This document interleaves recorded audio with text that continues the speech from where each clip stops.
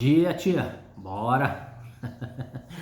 Eu tava aqui lembrando do seu texto de ontem à noite, falei, amanhã eu faço um videozinho lá pra me explicar. Então, eu coloquei lá pra você que eu não concordava com aquela versão de que a fé é a certeza a respeito da salvação, e depois você me perguntou no finalzinho lá se era possível um crente viver sem fé. Então eu quero começar por aí, que é impossível. Primeiro, o cara se tornar crente sem a fé, né? É uma coisa oposta, né? Porque a fé ela vem pelo ouvir. E aí eu tenho aquela questão de convicção muito mais calvinista de que Deus ele já elegeu antes mesmo da fundação do mundo todos aqueles que deveriam ser salvos. O próprio Paulo escrevendo a carta aos Romanos, ou Paulo, sei lá quem foi o escritor, né? Convicção maior aí de que foi ele. No capítulo 11 lá, ele sustenta que a eleição ela vem através da soberania de Deus. E inclusive para sustentar isso, ele usa lá o caso de Jacó e Esaú, que antes mesmo que eles pudessem ter feito qualquer coisa, qualquer obra boa ou má, Deus já havia amado Jacó e odiado Esaú, né? E aí existem diversos outros textos na Bíblia, o próprio Jeremias, o próprio Davi, dizendo que antes que eu fosse formado no ventre da minha mãe, o Senhor já me conhecia, aquela coisa toda, né? Então eu já parto aí deste princípio de que a salvação ela é algo que nos foi dada por Deus e não algo que deve ser alcançado pela fé, né? Então, pela fé eu já fui alcançado em Cristo, ao contrário, né? Quando a fé despertou em mim esse desejo de salvação, na verdade o Espírito Santo ele já começou uma obra de redenção antes mesmo que eu pudesse com a minha boca dizer que Cristo era o Senhor, porque antes eu era morto para o pecado, eu não tinha nenhum tipo de esclarecimento a respeito do céu, a respeito de salvação. Eu vivia para as minhas convicções naturais, para os meus desejos carnais, porque eu estava morto no pecado. Mas então Deus, na sua soberania, me elegeu em Cristo e trouxe ao meu conhecimento de uma forma sobrenatural a obra redentora do Calvário. Então já começou nele, e é tudo por ele e para ele. Então, na verdade, a ação que eu tive de dizer, Senhor, eu compreendo que aquilo que o Senhor fez por mim é muito maior do que eu podia imaginar, já nasceu nele. Eu não poderia ter dito e feito qualquer isso por mim mesmo. Eu nem tinha fé para isso. A fé foi algo que brotou dentro do meu espírito, dentro da minha alma, com base no caráter de Deus, com base na obra de redentora do próprio Espírito Santo. Foi ele que me convenceu antes do pecado. Foi ele que me convenceu antes da justiça. Foi ele que abriu os meus olhos para que eu tivesse essa convicção de dizer, Senhor, obrigado por tão grande salvação. Obrigado por ter feito uma coisa maravilhosa dessa e hoje eu poder fazer parte. Então, antes mesmo que eu pudesse ter consciência do que era fé, antes mesmo que eu pudesse ter consciência do que eu deveria fazer daqui para frente, o Espírito Santo já estava trabalhando em mim e fazendo uma coisa maravilhosa.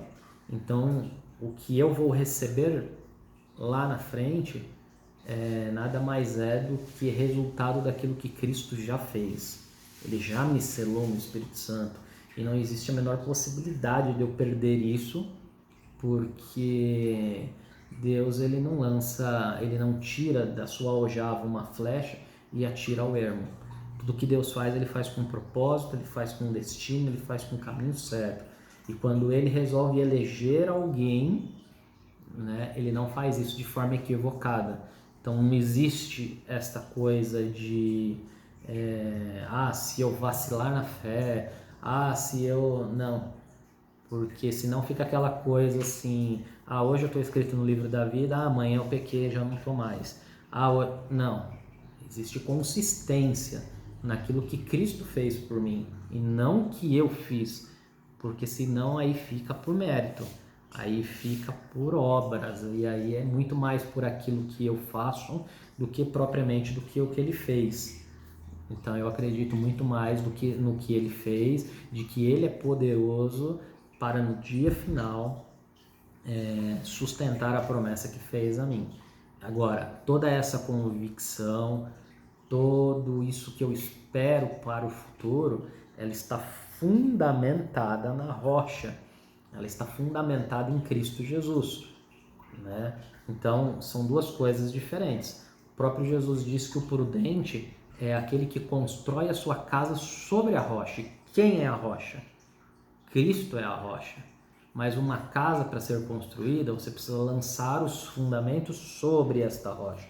E quanto mais alto e maior o edifício que se constrói, mais profundo se tem que cavar até que você encontre a rocha. E quando você encontra a rocha, então, você ainda faz perfurações na rocha para que quando você lance os fundamentos desta construção, ela se torne uma única estrutura com a rocha.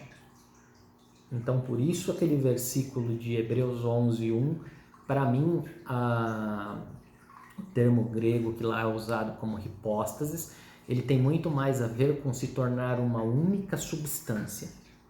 É lançar os fundamentos sobre a rocha, sobre Cristo. E fundamento aqui não é o Cristo em si mesmo.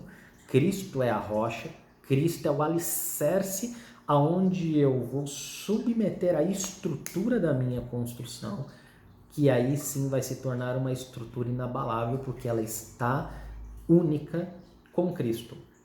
Só ter certeza é insuficiente, porque a certeza ela está muito mais ligada ao campo emocional do que propriamente ao se tornar uma única substância, ao se tornar uma coisa só em Cristo.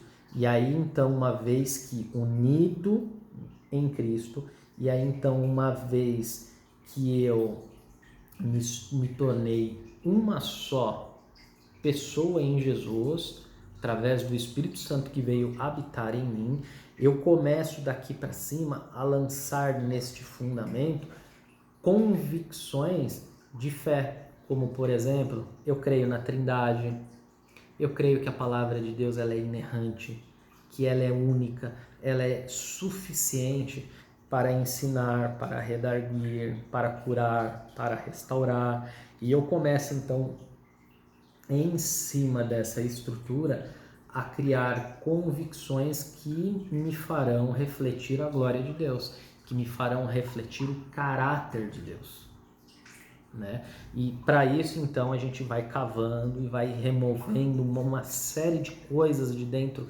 da nossa alma que precisam de cura, de restauração, de libertação, até que então a gente se torna um só com Cristo, e aí então começa a florescer de nós um testemunho que agrada a Deus, né?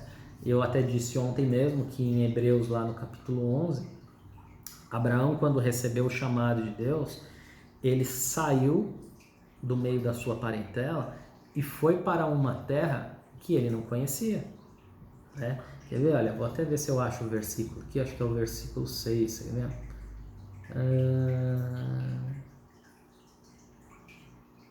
Versículo 8.